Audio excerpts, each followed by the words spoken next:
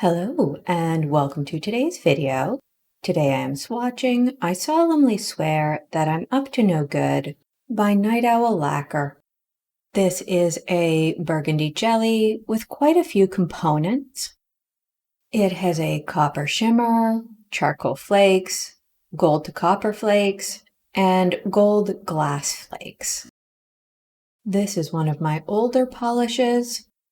I bought this as a duo, and I generally wear the two together. As you might be able to tell from the name, these are Harry Potter themed polishes, and specifically from the third movie, Prisoner of Azkaban. These are the phrases that open and close the Marauders map. In the first coat, you can see that maroon jelly base and get an idea of the glass flakes and the copper to gold flakes. The one flake that eludes me somewhat are the charcoal flakes. I didn't know those were in the mix until looking up descriptions of the polish. I've tried very hard to look for and isolate a charcoal flake, and I do think I can see a couple of dark flakes in the first coat, but after that, I find it hard to see them. I think they just provide a low light. Because the other components are so flashy and bright, finding the charcoal flakes is difficult. If you are looking for them, I see what I think is one near the inner corner of my cuticle at the bottom of the screen. That doesn't mean they aren't there, just that they seem to function more as a background than a foreground element. I was going to say that I'm not a Harry Potter fan, but I have read all the books and watched all the movies. I was an adult when the books were being released, so it wasn't really a formative experience for me, but I do enjoy them. My husband and I rewatched all the movies last year because we have copies in the house. I had a lot of fun doing that with him. I will admit that in regular life, I wear this polish in two coats. But like many of the swatches I do, I didn't get this polish even in two on camera. I had a bare spot near the end of my nail on the left.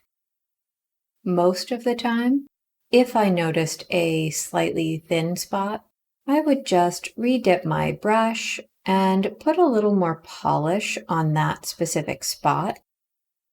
But on camera, I just do a third coat.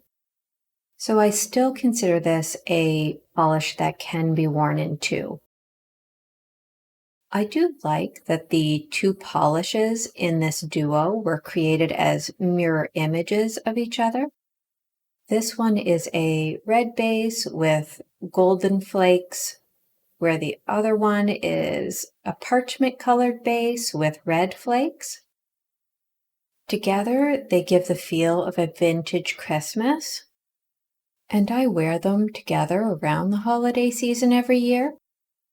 They just feel very warm and cozy.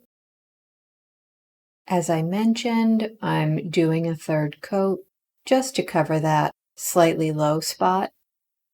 I forgot to restart the camera, so you actually missed the first swipe, but I did realize my mistake pretty quickly and recovered the rest of the coat. Now there is no question it has even coverage. I also did 3 coats on the other fingers. I had painted very thin and noticed some bare spots there as well. This polish could be used to represent the Maroon Oriole.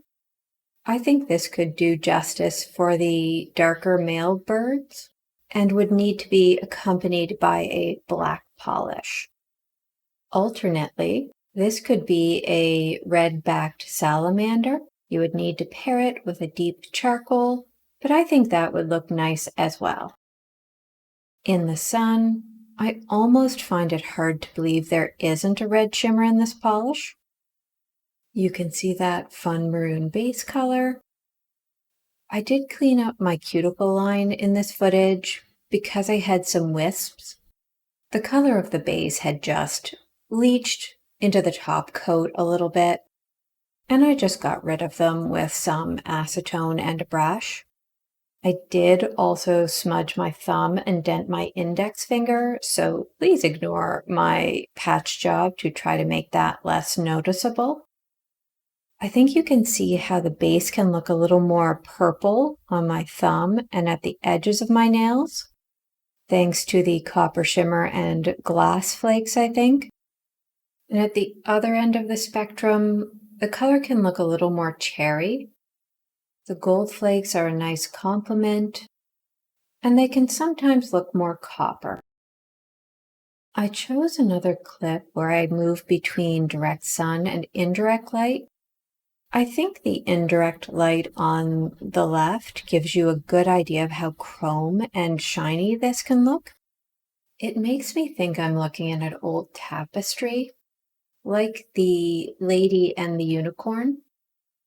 I know the red color isn't quite right, but there is something about the aged look and the texture of both that seems to fit. When I move over to the direct light, you can see how those flakes look very luminous and the base brightens up. I think this would work nicely for the Mourning cloak butterfly. It would need to be paired with a periwinkle or a cornflower blue, a black, and a buttery yellow. If you were being very particular, you could throw in a gray for the underside of the wings. In the artificial light, the golden tones really pop out and make the base look like a deep cherry red, or even warm enough to be a vermilion. As I move around to the right and the distant window, the base takes on more of a berry color with some purple tones, and the gold additions are doing a good job of looking radiant. But I think ultimately, I will always see these two polishes as complementary glass Christmas baubles.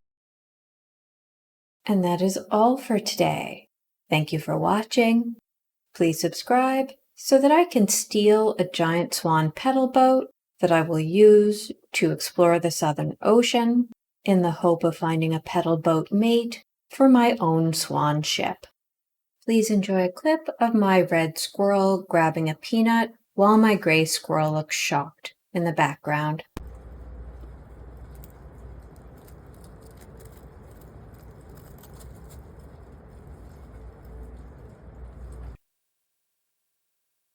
Hello, and welcome to today's video.